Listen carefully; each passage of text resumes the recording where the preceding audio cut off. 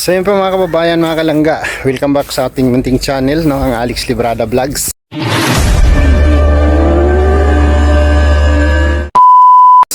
Isang mapagpalang araw po sa ating lahat mga kababayan, mga kalangga. So ngayon po ay mag-update na tayo sa ating project dito sa Sorsogon, dito sa pabahay po ni Dudong Ruel of Malalag, no, sa kanyang beneficiary dito sa Pilar, Sorsogon.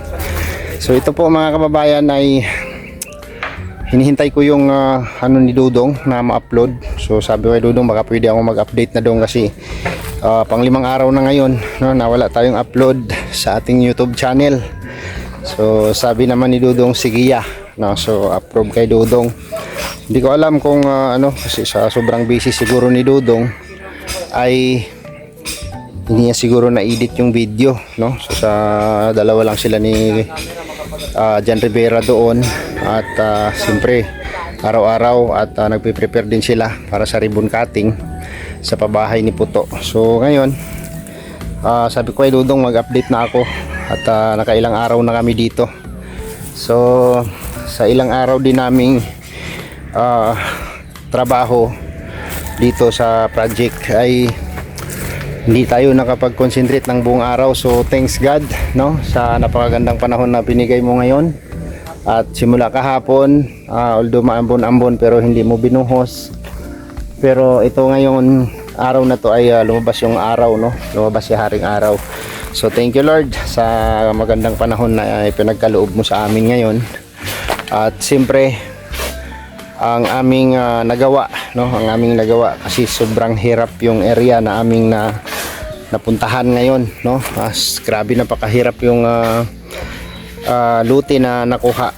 Talagang hindi na ako nakipagtalo doon at hindi pwedeng masayang yung pagpunta namin dito, no, kasi namasahe kami, nag-effort na kami, nandito na kami, napakalayo. So sabi ko gagawin na natin, no. Sabi naman ni Nards kaya naman daw.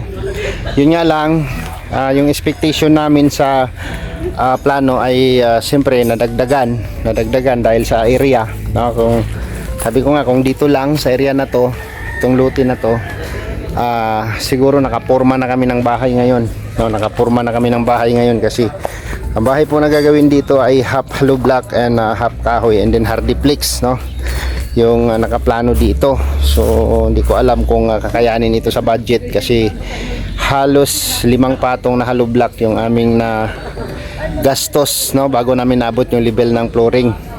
So magdadagdag pa kami another 4 na patong para sa half na bahay, no. Grabe yung ano namin. So sabi ko kay Nards sige lang, kung kakayanin natin, no. So sabi ko nga anuhin lang natin, diskartehin lang namin na hindi kami ma-short sa budget, no.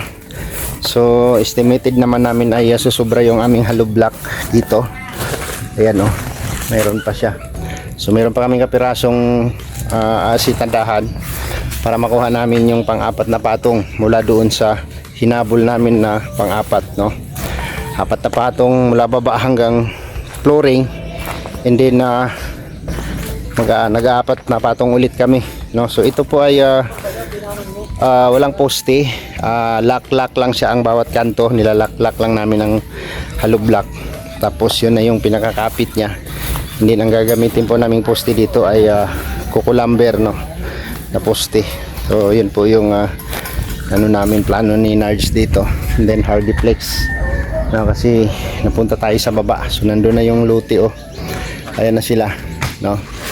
Diyan na tayo napunta. So sabi ko provided naman ang lahat at kailangan lang naming habulin ang ano, flooring na mataas siya para yung ano ng tubig ay hindi siya maabot, no. So sa history naman, sabi naman ng mga nakatira dito ay tinuturo nila kung hanggang saan lang yung tubig pagka lumalim. Ngayon sabi ko yun ang hinabol namin. So ito na po yung resulta, no. So maraming salamat nga po pala una sa lahat, no, kay Tita Ros, no. Thank you po kay Tita Ros sa pag-donate ng luti nila sa beneficiary ni Dudong Ruel. And then salamat din po kay Bro Gilbert, no, Kalingap Gilbert. at kay Starax TV sa pag-assist nila dito noon at sa pag-scout sa pamilyang yan, sa pagrekomenda kay Dudong. At ito na po yung resulta, no? Sa tagal-tagal na naghintay tayo ay sa wakas napabahayan din sila ng simpleng pabahay lang po ng mga kababayan, mga kalangga. So ito, pakita natin sa inyo yung nagawa natin sa loob ng ilang araw na maulan-ulan, no? Right. Grabe, mga maskulado yung aking mga kasamahan. Tapos sila Kambal, oh. Oh, shout out Kambal. Yeah. Lapit ka nga dito. Ito yung isa. iPhone. Ito isa. Hindi. Harap dito. Tingnan natin kung anong diferensya. Ano kaya pala tandaan nitong dalawa na to. Parehas ang gupit. Ito, yung guhit. Isa may tabas. Ah, may tabas. Yung guhit yan dito, ito wala. Oh, tingin. Ah, ito sa guhit, sa gupit. Plain lang. Oh, sa akin sa damit eh. Sa damit ako tumitingin. Anong pangalan mo? Ginel po. Jinel. Ikaw? Gino. Jinel Jelo. Tapos puro ito sila GI. Gino yung isa. Gino yung isa, Gino. Yellow hair. So wala silang pasok simula kahapon hanggang ngayon. Kaya ayan, nandito sila, no, nagtutulong-tulong. Yung papa kasi nila may pasok, no? Si Kuya Arnel. So sila ang naitutulong po nila Kambal dito ay yung pag-iigib ng tubig kasi medyo nakadistansya po yung tubig, no? So ayan na po sila, oh, nagdadamping, no? So ito po yun, isa sa sinagot nung may-ari ng luti na sabi niya sagot niya na daw yung pangdamping. So isipin nyo po yung dinampingan namin is ilang patong yun dyan sa tinatayuan mo, Nards, bago yung flooring? 6 ata yan. 6 ito. 6 na patong? 6 siguro to. 5 at kalahati. Pang-anim itong ano ito. Pang-anim yung kalahati, no? 5 at kalahati yung hinabol namin para makuha namin yung level na to, oh. Yung level dito sa flooring, no? Ito na po yung pinaka ano ng flooring at saka yung puso negro ng CR, no? Andiyan na po siya sa loob. So medyo malalim-lalim pa po yung tatambakan nila. At salamat naman at sinagot nila yung dumping dito. So nakita rin siguro po nila yung hirap na talagang mahirap talaga yung area. So kumain kami ng halos kumonsumo na kami dito ng 5 araw, no? Pang 5 araw ngayon. Grabe. So ito na po yung puso negro. Ay, pang-4.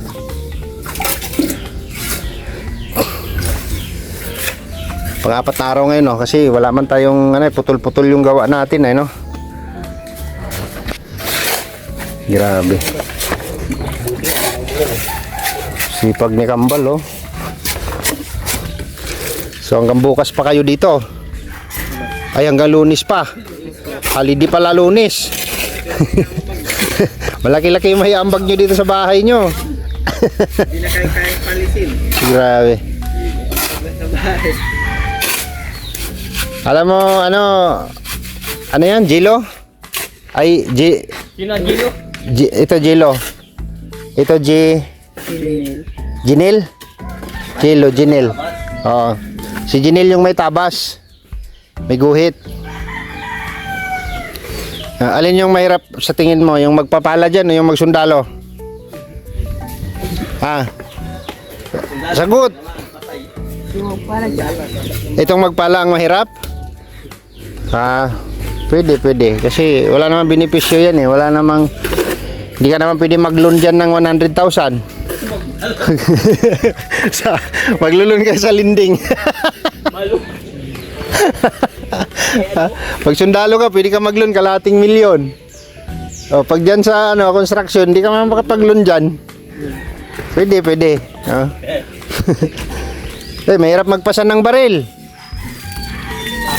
Pag malaking katawan mo ang ipapadala sa iyo yung dekadina na bala, yung 60 caliber. Hindi, yung 60, yung dinadala ni Rambo. Oh. Kayura na. Oh, para yun ang papadala sa'yo. Papasanin mo yun buong araw. Habang naglalakad kayo sa kaubat. Determinado talaga silang magsundalo. Magsundalo kayo lahat. Pag-graduate nyo ng K-12, mag-aral na kayo ng driving sa TISDA. Kuha kayo in sito. Pagka na kayo, tawagan nyo ako, ha. Marami akong koneksyon.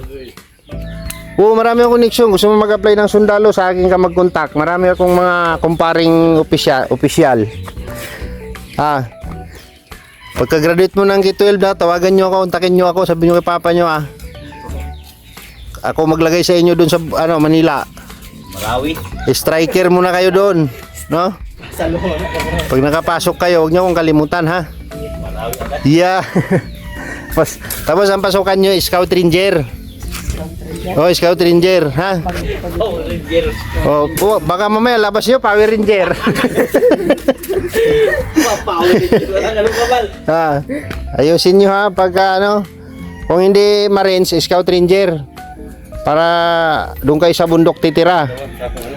Alam mo yung buhay ng pusa? O ganun ang buhay ng Scout Ranger. Pag maglalakad kayo sa kabundukan kung saan kayo abutin ng ng gabi, doon na kayo matutulog.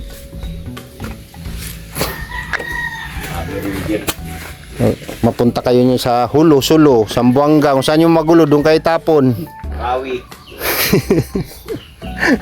Di-discourage, no?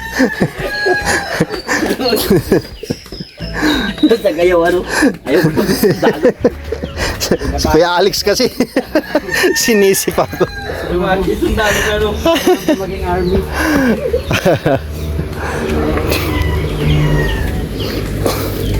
So ito po mga kalangga, hanggang dito na lang po ito, no, yung last. Kasi 1, 2, 3, 4. Ito yung flooring, no? Ito yung flooring. Tapat doon. Simula dito sa taas. 1, 2, 3, 4. Ito na yung flooring. Laki pa yung tampakan, no? Dalawang hollow block pa mahigit.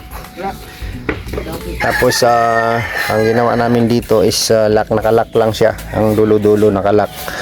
Bawat nakalak. Tapos dito na namin ipapatong yung poste. Kanto-kanto. Tapos pintuan, backdoor, CR, isang kwarto, no? So ito po yung pinakakabuuhan niya dito sa loob.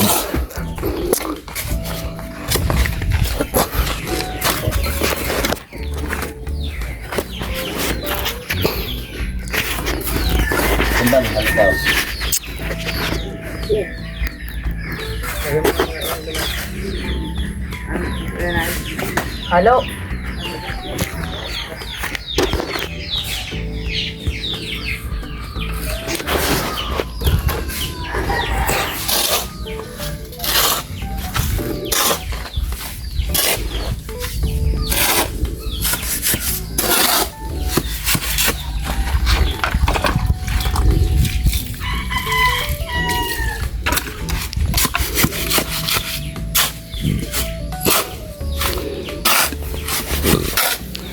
So yun po yung namin guys, no, nagawa sa simula nung dumating kami, simula yung nag-start kami. Kasi ang area po, napakahirap po nung area, grabe, di po biro yung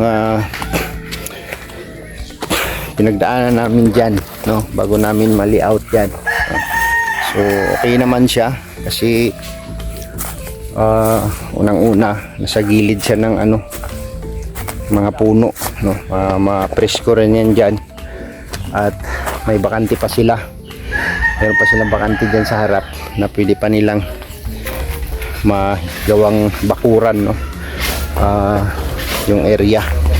So sisikapin namin ito, Sabado po ngayon, Linggo, Lunes, Martes, Miyerkules, Huwebes, no, 24, 25, 26, 27, 28. Target namin dito 29 na mabuo namin yan. So sana pagbibigyan kami ng panahon para mabuo natin mabuo namin yung ang bahay na yan, no. So naka-order na rin po kami ng kuko lumber na gagamitin namin dyan. Din yan lang ang iaangat, bukas matigas na yan. So makapag-start na kami ng layout bukas habang nagdadamping po sila dito, habang nagdadamping sila. So dito po kapitbahay yan, may mga manukan po yan si kuya dyan, at yan po kami nakiusap na makisaksak ng kurinti para magamit dito sa pangtabas ng bakal. And then rin si kuya, mabait din si kuya, yung may-ari dito. So napaka ganda po yung ganong mga kapitbahay, yung mga mababait, mapagbigay. Grabe. So dito tayo sa area nila, ganda dito. Yan, may mga manok sila dito, dami nilang manok. Yan, andun yung bahay nila sa kabila. Ito nila, parang poultry, parang poultry nila. Tapos ito pwedeng mag-alaga ng baboy dito, bakante siya, bakante. So si Arnel, kung pwede niya rin itong gagawing piggery dito, sa area na to. Babakuran lang niya, kapag-alaga sila dito. Marami silang pwedeng alagaan dito sa area nila. Marami silang pwedeng dito buhayin ng mga hayupers, diba?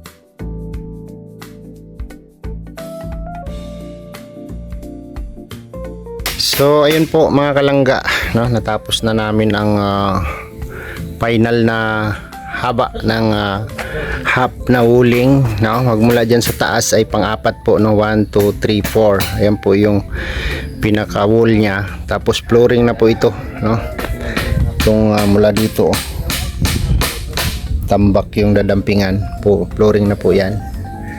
Ka level ng Puso Negro na yan, flooring na po yan. At maglalagay na kami ng poste bukas, magpoporma na kami ng bahay bukas, tapos irarap lang namin ito, irarap lang namin. So sila po yung nagdadamping.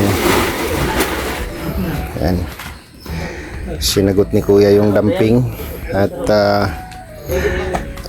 tapos na namin lahat, ang paligid, paikot. So kasunod nito ay magpupurma na tayo ng bahay. Ito po yung Puso Negro nila. Ito po yung poploringan namin. Yan, poploringan namin yan. Tapos ito na rin po yung CR nila. Dito na rin po yung CR nila, direct sa flooring. Tapos yan na. Tapos isang kwarto dito, isang kwarto mula doon hanggang dito, isang kwarto. Tapos mayroong lababo doon, at magiging lutuan nila sa likod na lang. Ito yung back door, at ito naman yung main door. Ito, main door. Ay, thank you Lord, natapos din kami sa kinuha naming level, at yung pinaka wall niya na half hollow block. And then ang taas nito is hardiplex, tapos 4 na patong. Nagpupusti kami dyan, kabilaan, lahat, kanto-kanto. Tapos puporma na ng bahay, So binigyan kami ng magandang panahon ni Lord ngayon hanggang hapon. So sana bukas hanggang matapos ito ay pagkalooban tayo ng magandang panahon ng ating mahal na Panginoon, para matapos namin yung project na to. Target namin dito is hanggang katapusan, basta bago magkatapusan makauwi kami ng dait. Kasi so formado na siya. At pagkatapos nilang magdamping dyan ay magpo-flooring na kami, no? Magpo-flooring na kami. So ito po, provided lang po ito lahat kasi sakto lang po yung budget dito, no? Pang half lang po talaga. So ang importante dito ay yung meron silang permanenteng tirahan, no? Permanenteng tirahan dito. At yan po ay pag porma yan, nakikita na po natin yung porma ng bahay dyan, no? Alright, okay, tapos na yung pinakamahirap na portion, no? Tapos na yung pinakamahirap na portion. So ito na naman ngayon yung pagporma nito. Abangan nyo po next update natin dito. Next update natin dito, formado na ito, no? May poste na siya, tapos may mga ano na, basta puporma na to. Then makadingding na tayo at makabubong, bahay na yan, no? Bahay na yan.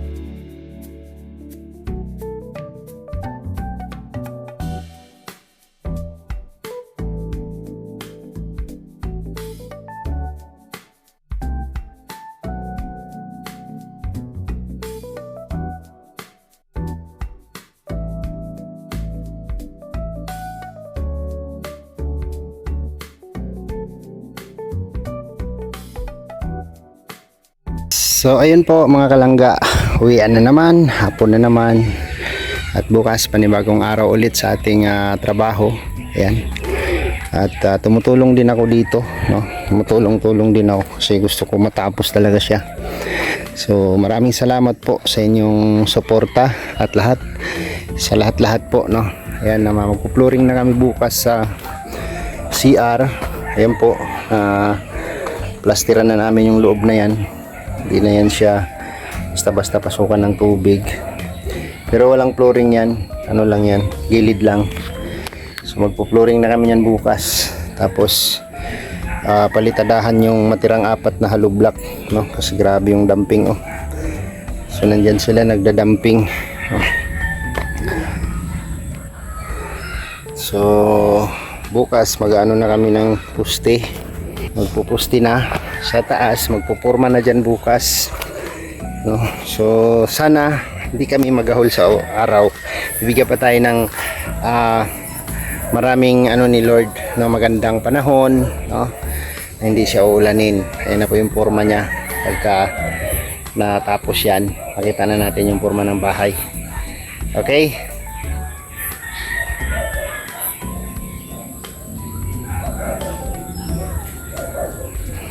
so yun, hanggang dito na lang muna yung ating vlog, yung ating update dito sa ating project, no, sa pabahay ni Dudong Ruel of Malalag, no. So malapit na siya matapos. isang kwarto, may CR, tapos hardiplex yung dingding, no? So yan, thank you po sa inyong suporta. Sana suportahan nyo po ang mga upload video ko, lalo na po kay Dudong Royal of Malalag, no? Support po natin Royal of Malalag, Rachel Morales Vlog, and sa lahat po ng mga nakapaligid sa Maglangga, no? Salamat po sa inyong suporta at pagmamahal. Bye bye po and God bless, and see you next vlog mga kababayan, mga palangga, no? See you next vlog at ingat po tayong lahat. Bye bye po.